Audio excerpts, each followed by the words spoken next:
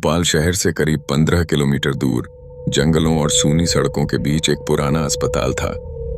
मोक्ष वाटिका नाम सुनने में शांति देता था, लेकिन वहां का माहौल कुछ ऐसा था कि कोई भी दोबारा उसका नाम नहीं लेना चाहता था।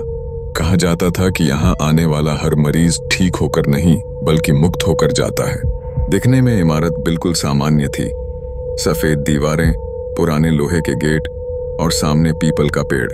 लेकिन जैसे ही अंदर कदम रखते माहौल बदल जाता। सीलन की गंध, दवाई की तेज बू और दीवारों से आती धीमी कराहें सब कुछ भीतर तक ठंडा कर देता था। यहाँ पहले सरकारी मानसिक अस्पताल था, लेकिन साल 2012 में इसमें भीषण आग लगी थी। उस आग में 3 मरीज और एक डॉक्टर की मौत हुई थी। कहा गया कि आग शॉर्ट सर्किट से लगी थी, मगर आसपास के गांव वाले मानते थे कि किसी ने वहां आत्माओं को बांधने की कोशिश की थी और वही असफल हो गई। उसके बाद सरकार ने अस्पताल बंद कर दिया, पर कुछ सालों बाद एक निजी संस्था ने इसे फिर से शुरू किया। नाम वही रखा गया, मोक्ष वाटिका। नई स्टाफ आई, नई इमारत बनी, लेकिन जो नहीं बदला वो था इस जगह का डर। रात के वक्त जब आसपास के गांवों में मंदिर की घंटियां बजती थीं, तब मोक्ष वाटिका की तरफ से चीखों की आवाजें आती थीं। लोग कहते, वो इलाज नहीं, मुक्ति की आवाजें हैं। इसी अस्पताल में नई नर्स आर्या की पोस्टिंग हुई। आर्या भोपाल की ही रहने वाली थी और उसने ये नौकरी इसलिए ली थी कि यहाँ की सैलरी अच्छी थी। पहले दिन उसने सोचा, सब अफवाहें हैं, आखिर हॉस्पिटल ही तो है। लेकिन शाम ढलते ही माहौल बदलने लगा। वार्ड में कुल 10 मरीज थे। कोई खुद से बातें कर रहा था, कोई हवा में किसी से बहस, कोई बार बार हंसता फिर रोने लगता। आर्या ने नोट किया कि हर बिस्तर के नीचे एक मिट्टी का दीपक जल रहा था। उसने पूछा, ये दीपक क्यों? सीनियर नर्स बोली, यहाँ हर मरीज के लिए एक दीपक जलता है, जब वो बुझता है तो मरीज भी चला जाता है। आर्या ने हंसकर टाल दिया, पर मन में हल्की घबराहट उतर गई। पहली रात ड्यूटी पर वो अकेली थी। आधी रात के बाद सब शांत था, बस ट्यूबलाइट की हल्की झपक और दूर से आती जंजीरों की खनक। वो मेडिकल फाइलें देख रही थी। तभी वार्ड नंबर 9 से हल्की आवाज आई। दर्द खत्म हो गया। आर्या के हाथ रुक गए। वो उठी, टॉर्च ली और वार्ड की तरफ चली। कमरा नंबर 9 बंद नहीं था, दरवाजा आधा खुला था। अंदर झांका, मरीज रवि सीधा लेटा था, आंखें खुली हुई पर बिल्कुल स्थिर। बिस्तर के नीचे दीपक बुझ चुका था। आर्या ने हाथ बढ़ाकर उसकी नब्ज देखी, कुछ नहीं। वो पीछे हटी और भागकर इंटरकॉम से डॉक्टर वीरेंद्र को बुलाया। डॉक्टर आए। उन्होंने एक नजर देखा और बोले, वो अब मुक्त हो गया है। आर्या हैरान थी, सर, पर ऐसा कैसे? अभी तो कल तक ठीक था। वीरेंद्र ने ठंडे स्वर में कहा, यहाँ जो आता है वो ठीक होने नहीं आता, वो दर्द से मुक्ति पाने आता है। सुबह तक सब सामान्य कर दिया गया। रवि की बॉडी पोस्टमार्टम रूम में भेज दी गई। फॉर्म पर कारण लिखा गया, हार्ट अटैक। लेकिन आर्या के दिमाग में वो आवाज गूंजती रही, दर्द खत्म हो गया। उसे लगा शायद कोई भ्रम था, पर मन नहीं माना। अगले दिन उसने सीसीटीवी रूम में जाकर पिछली रात की रिकॉर्डिंग देखी। वीडियो में रवि का कमरा दिख रहा था, वो सो रहा था, दीपक जल रहा था। फिर अचानक दीपक झिलमिलाया और कैमरे के सामने धुंधली परछाई उभरी, किसी इंसान की नहीं, जैसे कोई धुआं किसी आकार में बदल रहा हो। वो परछाई धीरे धीरे रवि के पास गई, झुकी और उसी वक्त दीपक बुझ गया। रवि की देह झटके से उठी, फिर बिल्कुल शांत, और जमीन पर खून से उभर आया एक शब्द, मुक्ति। आर्या ने रिप्ले दबाया, लेकिन इस बार स्क्रीन फ्रीज हो गई। वीडियो के बीच में बस 1 सेकंड के लिए कुछ और दिखा। दीवार के कोने में कोई खड़ा था, सफेद कोट पहने और चेहरा बिल्कुल वीरेंद्र जैसा। उसके माथे से टपकता खून और होंठों पर वही शब्द, अब अगली तेरी बारी है। रवि की मौत के बाद पूरा अस्पताल शांत हो गया था। डॉक्टर वीरेंद्र ने स्टाफ मीटिंग में साफ कहा, यहाँ कोई गलती नहीं हुई, सब सामान्य प्रक्रिया थी। मरीज को शांति मिली है। बाकी सबने सिर हिला दिया, जैसे डर के मारे कुछ कहना ही मना हो। पर आर्या के मन में सवाल बढ़ते जा रहे थे। वो हर रोज वार्ड नंबर 9 के पास से गुजरती, मगर अंदर जाने की हिम्मत नहीं होती। वो दरवाजा अब हमेशा बंद रहता था। ऊपर लाल अक्षरों में लिखा था, नो एंट्री, मुक्ति कक्ष। शाम को बिजली अक्सर चली जाती थी। जनरेटर चालू होने में 5-10 मिनट लगते और उन्हीं मिनटों में सबसे ज्यादा अजीब घटनाएं होती। कभी टेबल अपने आप खिसक जाती, कभी किसी के कदमों की आवाज आती और कभी किसी की सांस कानों के बिल्कुल पास महसूस होती। उस रात ड्यूटी पर सिर्फ 2 लोग थे, आर्या और वार्ड बॉय देव। करीब 11 बजे बिजली गई। अंधेरा ऐसा था कि हाथ भी सामने न दिखे। देव बोला, मैं जनरेटर चालू कर देता हूं, आप यहीं रहिए। वो गया और आर्या वार्ड में खड़ी रही। कुछ सेकंड बाद उसे लगा कोई उसके पीछे से गुजरा है। वो झट मुड़ी, कोई नहीं, लेकिन हवा ठंडी थी और दवा की गंध में अब कुछ सड़ा हुआ सा मिला था। अचानक वार्ड नंबर 9 का दरवाजा खुद ब खुद खुल गया, धीरे धीरे, ऐसे जैसे किसी ने अंदर से खींचा हो। आर्या का दिल जोर से धड़कने लगा। दरवाजे के अंदर सिर्फ अंधेरा था, पर उससे आती हवा में एक अजीब सर्दी थी। और तभी किसी ने फुसफुसाया, तुम्हें भी आजाद होना है। वो आवाज साफ थी, पर आसपास कोई नहीं था। उसने हिम्मत जुटाई और एक कदम अंदर रखा। कमरे की दीवारों पर पुराने नाम खुदे हुए थे, संदीप, रेखा, मोहन, पूजा, रवि, और सबसे नीचे हल्के लाल रंग में एक नया नाम लिखा था, आर्या। उसकी सांसें रुक गईं, वो पीछे हटने लगी। तभी कमरे की बत्ती झपकी और एक पल के लिए उसने देखा। हर नाम के पास धुंधली सी परछाई खड़ी थी, जैसे कोई आत्मा वहीं जमी हुई हो। सबके चेहरे पहचान में आ रहे थे, वही मरीज जो मर चुके थे। आर्या ने डर से आंखें बंद कर लीं। जब खोलीं तो कमरे में बस दीवारें थीं, बाकी सब गायब। वो भागकर बाहर निकली, सीधा नर्स स्टेशन पहुंची। डॉक्टर वीरेंद्र वहीं खड़े थे, हमेशा की तरह शांत चेहरा, ठंडी मुस्कान। उन्होंने पूछा, अंदर गई थी ना? आर्या कांपते हुए बोली, वो वहां मेरा नाम लिखा था सर। डॉक्टर ने धीमी आवाज में कहा, क्यों डर रही हो आर्या? मोक्ष वाटिका सबको पहचानती है। जब तक डरोगी ये जगह तुम्हें छोड़ने वाली नहीं। अगली सुबह आर्या ने देखा वार्ड नंबर 9 का दरवाजा फिर बंद था, पर उसके दरवाजे के नीचे किसी ने लाल चौक से कुछ लिखा था, आज रात मुक्त। उस दिन पूरे अस्पताल में अजीब सन्नाटा था। मरीजों ने बोलना बंद कर दिया था। कोई हंसी नहीं, कोई रोना नहीं, बस आंखें। सबकी आंखें आर्या की तरफ टिकी थीं, जैसे सबको पहले से पता हो कि आज उसकी बारी है। रात हुई, फिर बिजली गई और दूर से किसी के कदमों की आवाज आई, वार्ड नंबर 9 की दिशा में। उस रात आर्या को नींद नहीं आई। हर बार आंखें बंद करती तो वही शब्द गूंजते, आज रात मुक्त। उसने अपने कमरे की बत्ती जलाई, बाहर झांका। पूरा अस्पताल अंधेरे में डूबा था। सिर्फ वार्ड नंबर 9 की खिड़की से हल्की नीली रोशनी निकल रही थी। वो सोचने लगी, आखिर ये सब क्या है? एक के बाद एक मरीज मर रहा है और सबका कारण दिल का दौरा। क्या ये सच में इलाज है या कुछ और चल रहा है? अगली सुबह उसने तय किया कि अब सच जाना ही होगा। सीसीटीवी रूम की चाबी उसे वार्ड बॉय देव से मिली। देव पहले तो मना करता रहा, मैडम वो फुटेज कोई नहीं देखता, जो देखता है वो भी। वो वाक्य अधूरा छोड़कर चुप हो गया। पर आर्या ने जिद की और आखिरकार देव ने कहा, ठीक है, लेकिन मैं साथ नहीं जाऊंगा।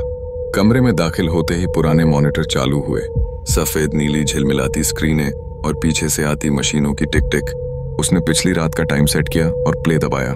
पहले तो सब सामान्य लगा, मरीज सो रहे थे, गलियारा खाली था। लेकिन 12 बजते ही स्क्रीन पर धुंध सी छाने लगी। वार्ड नंबर 9 की लाइट झपकी और कैमरे में कोई आकृति दिखाई दी। सफेद कोट में डॉक्टर वीरेंद्र। वो कमरे में दाखिल हुए, बिस्तर के पास खड़े होकर कुछ बड़बड़ाने लगे। धीरे धीरे मरीज के शरीर से धुआं निकलने लगा और वो धुआं डॉक्टर के सीने में समा गया। आर्या ने झूम किया। वीरेंद्र के चेहरे पर उस वक्त 2 परछाइयां एक साथ दिखीं, जैसे किसी और की आत्मा भी उसी में समा रही हो। वो हैरान रह गई। वीडियो का टाइम दिखा रहा था 12 AM और उसी वक्त रवि के कमरे की घड़ी भी रुक गई थी। आर्या ने दूसरी फाइल खोली, पिछले हफ्ते का रिकॉर्ड। हर रात ठीक 12 बजे कोई ना कोई वार्ड नंबर 9 में जाता और अगले दिन वही मरीज मर जाता।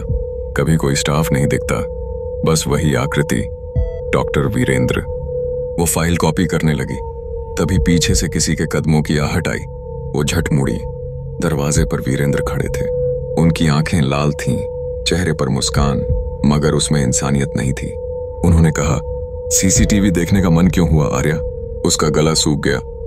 सर, मैंने बस रवि की रिकॉर्डिंग देखी थी। वीरेंद्र धीरे धीरे आगे बढ़े। जो सच जानता है वो ज्यादा दिन नहीं रहता। वो कुछ बोलने ही वाली थी कि स्क्रीन अपने आप चालू हुई।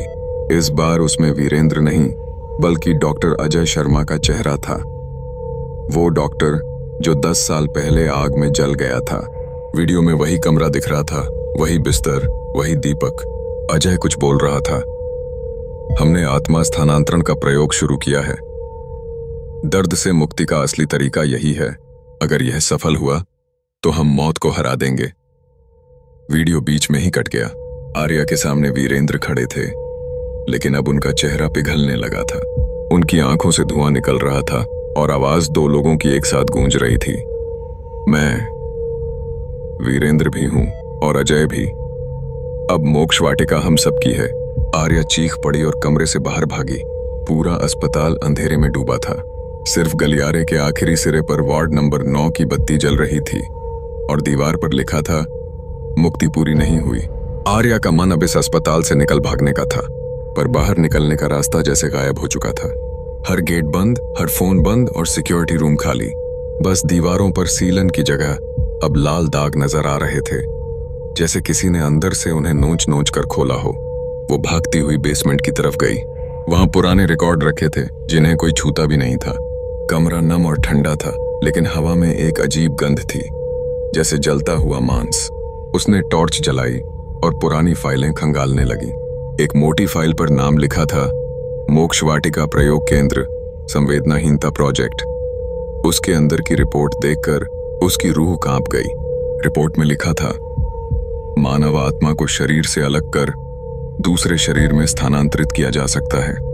यह प्रक्रिया केवल तभी सफल होती है जब प्राप्त करने वाला व्यक्ति मानसिक रूप से टूटा हो। इससे दर्द मिट जाता है और व्यक्ति को मुक्ति मिलती है। नीचे साइन था, डॉ.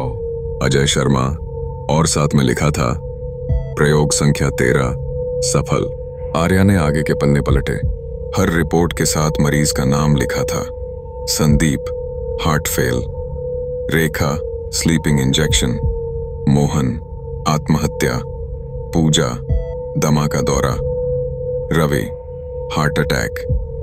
और हर केस के सामने एक ही शब्द, मुक्ति प्राप्त। अचानक पीछे से आवाज आई, तुम बहुत गहराई तक चली आई हो आर्या। वो मुड़ी। वीरेंद्र वहां खड़े थे। उनके चेहरे पर अब इंसानियत नहीं थी, बल्कि कई चेहरे एक साथ तैर रहे थे। कभी अजय का, कभी रवि का, कभी पूजा का। हर चेहरे की आंखें खुली थीं और सब उसी की तरफ देख रहे थे। तुम्हें पता चल गया ना कि मैं कौन हूं? वीरेंद्र की आवाज में कई आवाजें गूंज रही थीं। मैं अकेला नहीं हूं, मेरे भीतर अब दर्जनों आत्माएं हैं। हर एक मरीज जिसने यहां मुक्ति पाई अब मेरे अंदर जिंदा है। आर्या कांपते हुए पीछे हटी। उसने कांपते हाथों से ऑक्सीजन पाइप उठाई ताकि खुद को बचा सके। वीरेंद्र हंसने लगे। तुम सोचती हो ये दीवारें तुम्हें बचा लेंगी? इन दीवारों में उन सब की चीखें हैं जो मोक्ष की राह में थे। जैसे ही उन्होंने यह कहा, दीवारों से आवाजें आने लगीं, धीरे धीरे, फिर जोर जोर से। हर दिशा से किसी की चीख, किसी की सिसकी, किसी की हंसी। दीवारें हिलने लगीं और उन पर उभरे चेहरे, रेखा, रवि, पूजा, मोहन, सबके। आर्या घुटनों के बल गिर पड़ी, कान ढक लिए, पर आवाजें और तेज हो गईं। एक दीवार से खून टपकने लगा और उसी में लिखा था, अब तेरी आत्मा की बारी है। वीरेंद्र आगे बढ़े। उनके हाथ से धुआं उठने लगा और जैसे ही वो आर्या के माथे पर हाथ रखने वाले थे, कमरे की लाइटें झपकीं और सब कुछ बुझ गया। अंधेरे में बस आर्या की हांफती सांसें सुनाई दे रही थीं। वो उठकर भागी, लेकिन गलियारा अब वैसा नहीं था। सामने की दीवारों पर बने दरवाजे गायब हो चुके थे। हर दिशा में बस बंद दीवारें, जिनसे किसी के खरोंचने की आवाज आ रही थी। वो चिल्लाई, कोई है? दरवाजा खोलो।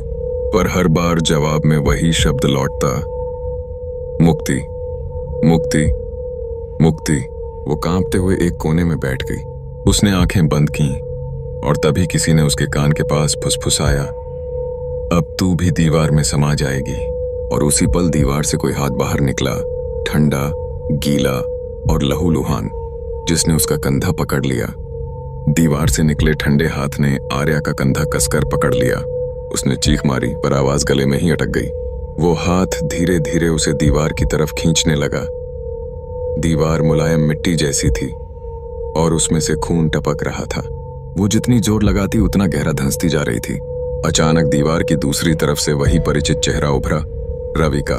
वो मुस्कुरा रहा था, पर उसकी आंखों में कोई जान नहीं थी। आर्या, अब विरोध मत कर, यहां दर्द नहीं है, बस शांति है। आर्या चीखते हुए झटके से पीछे हटी। दीवार फट गई और उसके पीछे वीरेंद्र खड़े थे। अब उनका चेहरा पूरी तरह बदल चुका था। आधे चेहरे पर वीरेंद्र की शक्ल थी और आधे पर डॉ. अजय की। दोनों की आवाजें एक साथ गूंज रही थीं। अब तुमसे बेहतर पात्र कोई नहीं, तुम्हारे अंदर हम सब रहेंगे। आर्या ने कांपते हाथों से पास रखा ऑक्सीजन सिलेंडर उठाया। वो पीछे हटती गई, पर वीरेंद्र आगे बढ़ते गए। भागने से कुछ नहीं होगा, जो यहाँ आता है वो मोक्ष पाता है, और मोक्ष का मतलब है खुद को भुला देना। कमरे के चारों ओर दीवारें अब हिलने लगी थीं। उनमें से दर्जनों चेहरे निकल रहे थे, सब वही जो कभी मोक्ष वाटिका के मरीज रहे थे। उनकी आंखें खाली मगर होंठ मुस्कुरा रहे थे। एक साथ सब बोले, मुक्ति मुक्ति मुक्ति। आर्या ने चीखते हुए सिलेंडर का वाल्व खोला। ऑक्सीजन की तेज सीटी कमरे में गूंज उठी। उसने कांपते हाथों से लाइटर जलाया और चिल्लाई, अब सब मुक्त होंगे। भयंकर धमाके के साथ पूरा बेसमेंट हिल उठा। आग की लपटों में दीवारें टूट गईं और उन पर उभरे चेहरे धीरे धीरे राख में बदलने लगे। वीरेंद्र ने आखिरी बार उसकी तरफ देखा। उनकी आंखों से धुआं निकला और आवाज आई, मुक्ति पूरी हुई। फिर सब कुछ अंधेरा। अगली सुबह जब फायर ब्रिगेड पहुंची तो पूरी इमारत राख हो चुकी थी। डॉक्टर वीरेंद्र और नर्स आर्या दोनों की लाश नहीं मिली। बस एक दीवार बची थी जिस पर आग के बीच उभरा हुआ लिखा था, अब मोक्ष वाटिका हर जगह है। कुछ महीनों बाद उसी जगह नया अस्पताल बनने लगा। काम करने वाले मजदूर कहते थे कि रात के समय किसी औरत की आवाज आती है, धीरे से कहती है, दर्द खत्म हो गया, अब मुक्ति मिली। और अगर किसी ने रुककर ध्यान से सुना तो कभी कभी वो आवाज बदल जाती, कभी मर्द की, कभी औरत की, कभी बच्चे की, जैसे कई आत्माएं एक साथ बोल रही हों। लोग कहते हैं मोक्ष वाटिका जलकर खत्म नहीं हुई, वो बस हर उस जगह चली गई जहां कोई दर्द में तड़पता है। कहानी खत्म हुई, पर अगर तुम उस जगह के पास जाओ तो ध्यान रखना, कहीं कोई दीपक जलता दिखे तो उसे बुझाना मत, क्योंकि वो किसी की मुक्ति का इंतजार कर रहा हो सकता है।